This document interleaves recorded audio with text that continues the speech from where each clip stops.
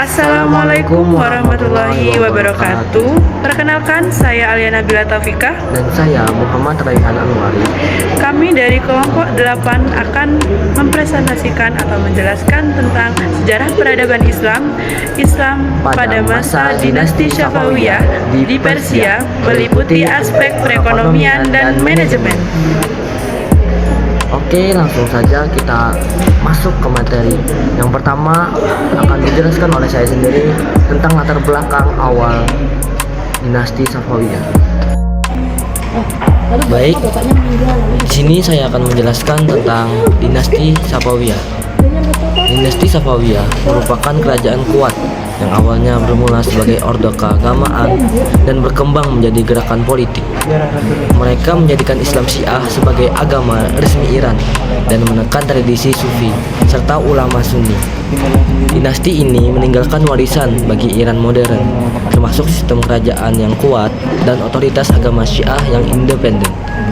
Pada masa pemerintahan Shah Abbas, kerajaan Safawiyah mengalami pertumbuhan ekonomi yang signifikan, terutama di sektor industri dan perdagangan.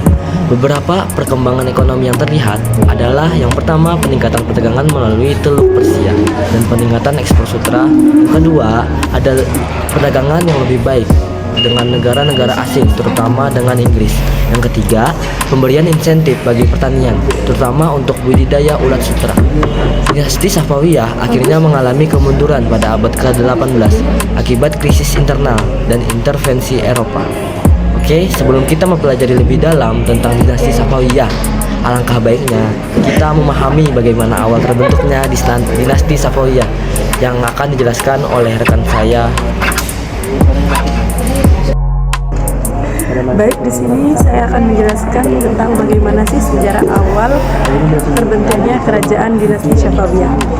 Dinasti Safawiyah didirikan oleh Safi al-Din pada abad ke-13 dan awalnya merupakan tarekat Sufi yang berpusat di Ardabil. Dinasti ini berkembang menjadi gerakan politik dan memainkan peran penting dalam perkembangan peradaban dan budaya Islam. Mereka menjadikan Islam Syiah sebagai agama resmi dan meninggalkan warisan bagi Iran modern, termasuk sistem kerajaan yang kuat dan otoritas agama Syiah yang independen. Dinasti Safawiyah mengalami perubahan signifikan pada akhir abad ke-17 dan awal abad ke-18 yang menyebabkan krisis berakhirnya era pramodern Iran. Warisan dinasti Safawiyah masih terasa hingga saat ini, terutama dalam bentuk sistem kerajaan dan otoritas agama Syiah yang kuat di dalam Iran.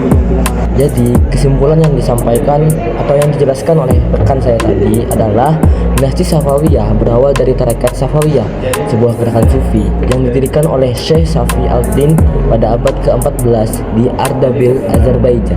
Kemudian di abad ke-15 yaitu ditransformasi di bawah pimpinan Syekh Junaid dan Syekh Haidar. Terus ada lagi di pendirian negara di 1501 Masehi. Puncaknya pada tahun 1501 Masehi, Shah Ismail I, keturunan Syekh Haidar, memimpin Kizilbas untuk menaklukkan Persia dan memproklamirkan berdirinya dinasti Safawiyah di Tabriz.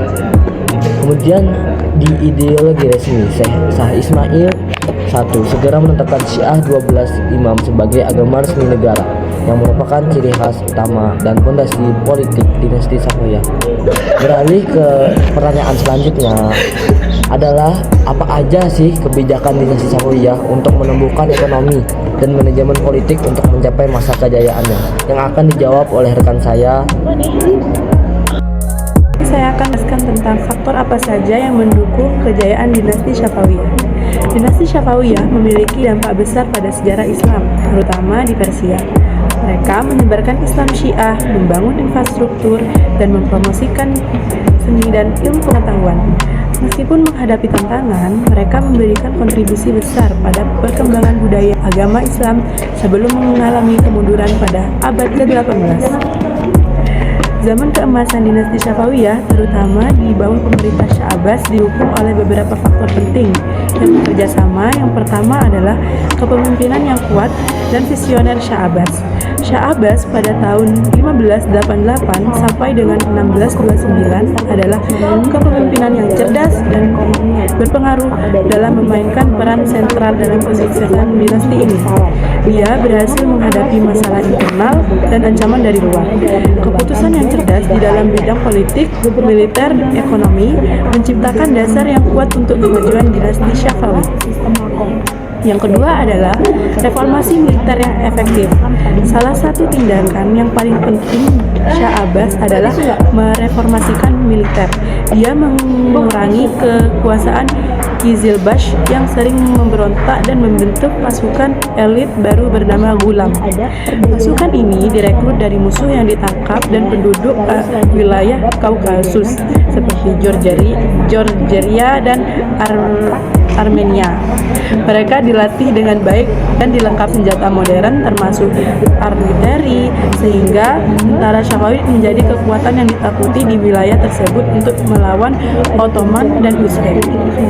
Lalu, pusat kekuasaan dan stabilitas politik. Shah Abbas I berhasil mengumpulkan semua kekuasaan di bawah kendali Shah.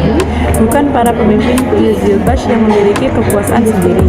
Dia juga memperbaiki sistem pemerintah, mengandalkan provinsi-provinsi secara langsung, dan menciptakan lingkungan politik stabil yang diperlukan untuk kemajuan di bidang lain. Lalu yang terakhir adalah pertumbuhan ekonomi dan perdagangan. Shah Abbas memberikan perhatian besar pada ekonomi besar seperti pengendalian rute, perdagangan penting. Safawi mengambil alih pelabuhan strategis seperti Bandar Abbas di Teluk Persia. Kemudian setelah disampaikan atau dijelaskan oleh rekan saya, untuk kesimpulan pertanyaan kedua adalah masa kejayaan dinasti Safawiyah sebagian besar dicapai melalui reformasi yang diterapkan oleh Shah Abbas I di rentang waktu 1588 sampai dengan 1629 Masehi. Berikut ini adalah ringkasan kebijakan utamanya. Yang pertama adalah manajemen politik dan militer, dan yang kedua adalah kebijakan ekonomi. Lanjut ke pertanyaan ketiga.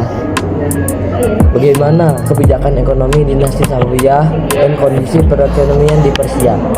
Yang akan dijawab kembali oleh rekan saya. Selanjutnya saya akan menjelaskan bagaimana sih kebijakan ekonomi dinasti Safawiyah di bawah Shah Abbas meliputi beberapa aspek penting. Yang pertama yaitu mengendalikan rute perdagangan utama dengan merebut Pulau Homus dari Portugis dan membangun Bandar Abbas, sehingga memungkinkan dinasti Safawid mengendalikan salah satu rute perdagangan maritim utara antara timur dan barat.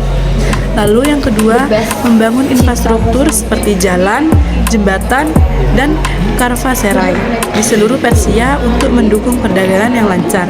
Lalu yang ketiga, meningkatkan sektor industri dengan memusatkan produksi barang mewah di pabrik-pabrik besar seperti karpet dan sutra, yang mengembangkan industri keramik di Persia yang unik. Lalu yang keempat atau yang terakhir yaitu mengembangkan sektor pertanian dengan proyek irigasi dan program pinjaman untuk para petani, serta mendorong budidaya ulat sutra untuk meningkatkan produksi ulat sutra.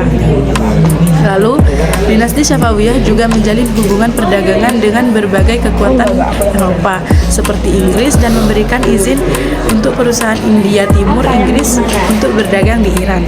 Kondisi ekonomi di Persia pada era Safawiyah mengalami fluktuasi dengan mencapai masa keemasan pada masa pemerintah Shah Abbas. Pada masa itu, Isfahan menjadi ibu kota dan pusat tumbuh pesat berkat stabilitas politik dan kebijakan pro perdagangan. Namun, setelah kematian Shah Abbas, dinasti Safawiyah mengalami penurunan dan perekonomian menurun secara tajam akibat perubahan rute perdagangan global dan kebijakan lemah dari raja-raja berikutnya. Dari pertanyaan ketiga sudah dan telah dijelaskan oleh teman rekan saya tadi. Kesimpulannya adalah kebijakan ekonomi dinasti Safawiyah dan kondisi perekonomian Persia saat masa kejayaannya, terutama di bawah Shah Abbas I. Yang pertama ada perdagangan yang mencakup menguasai jalur laut dan membangun infrastruktur. Yang kedua ada industri yaitu memonopoli sutra. Dan yang ketiga, ada kesejahteraan, memastikan stabilitas politik dan moneter. Mungkin itu saja. Hanya ini yang dapat kami sampaikan, kurang lebihnya mohon maaf sebesar-besarnya. Wakhirul kalam. Wassalamualaikum warahmatullahi wabarakatuh.